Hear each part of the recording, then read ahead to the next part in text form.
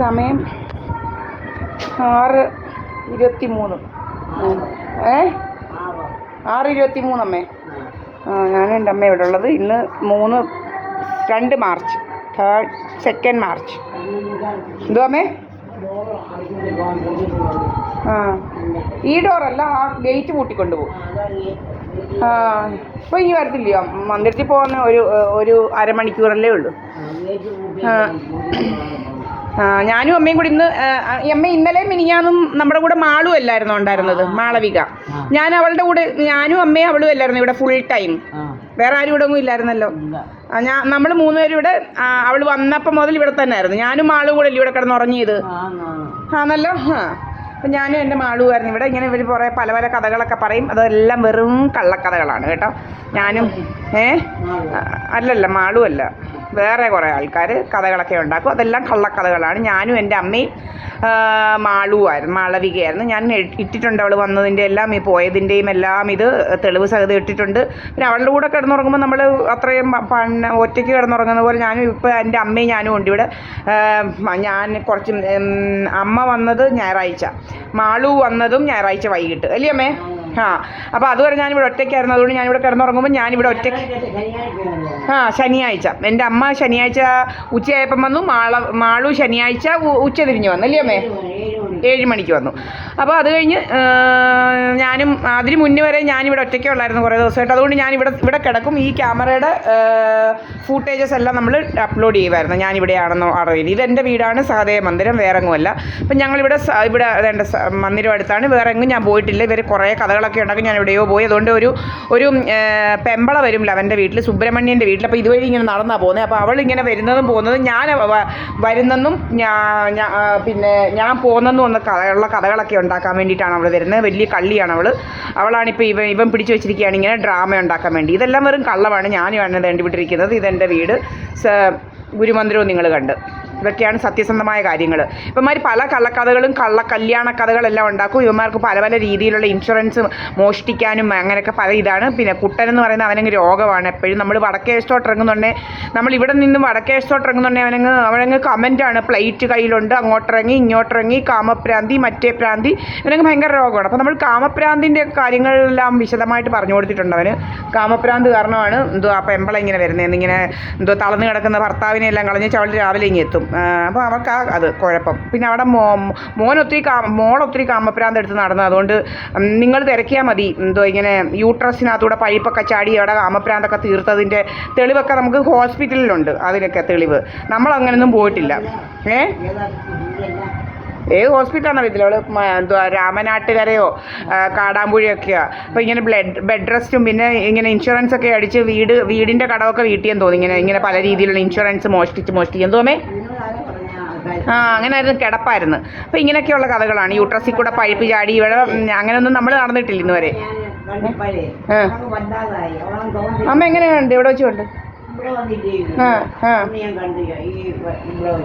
ആണോ? അപ്പോൾ ഇങ്ങനെയൊക്കെയാണ് കേട്ടോ. നമ്മളങ്ങനെയൊന്നുമല്ല. നമ്മുടെ മുഖത്തോട്ട് ഇങ്ങനെ ലേസർ അടിക്കുക, വലിയ രോഗങ്ങളാണ്. അപ്പം നമുക്കിങ്ങനെ ഇത് വന്നിട്ടുണ്ട്, എന്തോ നമ്മളെ വല്ലാതാക്കും. എന്തിനാണെന്നറിയോ? ഞാനല്ല ഇവിടെ നിൽക്കുന്നത്, വേറെ ആരാണ്ടെന്നൊക്കെ ഇങ്ങനെ ഇവന്മാരിങ്ങനെ കറമ്പികളൊക്കെ ഒത്തിരി ഉണ്ട് അവിടെ ഇവിടെയൊക്കെ. അവരുടെ കൂട്ടൊക്കെ ആക്കുക, നമ്മുടെ മുഖമെല്ലാം വല്ലാതാക്കുക, ലേസർ അടിക്കുക, അതിനൊക്കെയാണ് ഇങ്ങനെ നമ്മളെ ഇതാക്കുന്നത്. നമ്മളങ്ങനെയൊന്നുമല്ല. ദീപാരാധനയ്ക്കാണ് പോകുന്നത് ഞാൻ. ഇത് കഴിഞ്ഞേ പോകത്തുള്ളൂ, ദീപാരാധനയുടെ കൊട്ടാകുമ്പോഴേ പോകത്തുള്ളൂ. അപ്പോൾ ഇങ്ങനെയാണ് കേട്ടോ. നമ്മൾ മന്ദിരത്തിൽ പോകുന്നത്, അവിടെ എല്ലാവരോടും സംസാരിക്കും, തിരിച്ചു വരും. ഇപ്പോൾ അവൻ പറയുന്നത് SNDPയിൽ ഞാൻ വ്യഭിചരിക്കാൻ പോകുന്നതെന്നാണ് പറയുന്നത്. ഇങ്ങനെ പല പല കഥകളാണ് അവൻ പറയുന്നത്. ഇങ്ങനെ പല പല കഥകൾ ഇവൻ പറഞ്ഞു നടക്കുക. ഇങ്ങനെ പല പല കഥകളാണ് പറയുന്നത്. ഇങ്ങനെ കഥകൾ പറഞ്ഞ് കള്ളക്കഥകൾ പറഞ്ഞുണ്ടാക്കല ജോലി.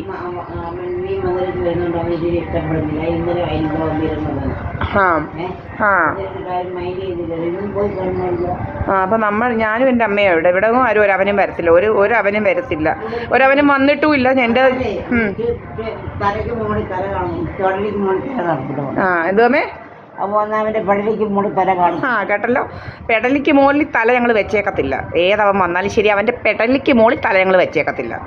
ഇനിയിപ്പോൾ എൻ്റെ അമ്മയും കൂടെ ഉണ്ട്. മറ്റേ ഞാൻ ഒറ്റയ്ക്കായതുകൊണ്ടാണ് നിമിഷം നമ്മളിങ്ങനെ അപ്ലോഡ് ചെയ്തുകൊണ്ടിരുന്നത്. നമ്മളിവിടെ തന്നെയാണ് സകല സമയം. അവൻ ഇവിടെ ഒന്നും വരത്തില്ല. വന്ന് അവൻ്റെ കാല് മുട്ടി വെട്ടി താഴെ ഇടും ഞങ്ങൾ. കേട്ടല്ലോ. അപ്പം എല്ലാം ഞങ്ങൾ ഇട്ടിട്ടുണ്ട്.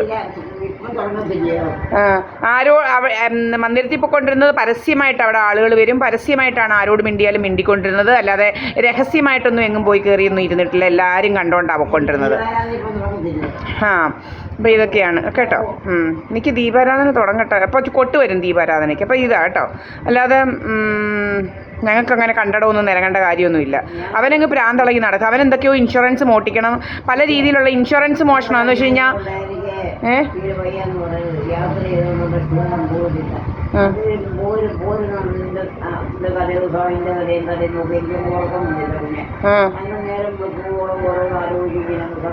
എന്തോ ആലോചിച്ചത്?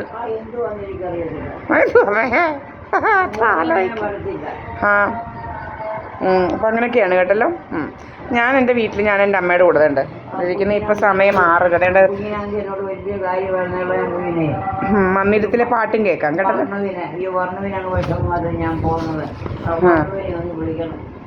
അപ്പോൾ ഇത്രയൊക്കെയാണ് കാര്യങ്ങൾ. 7:15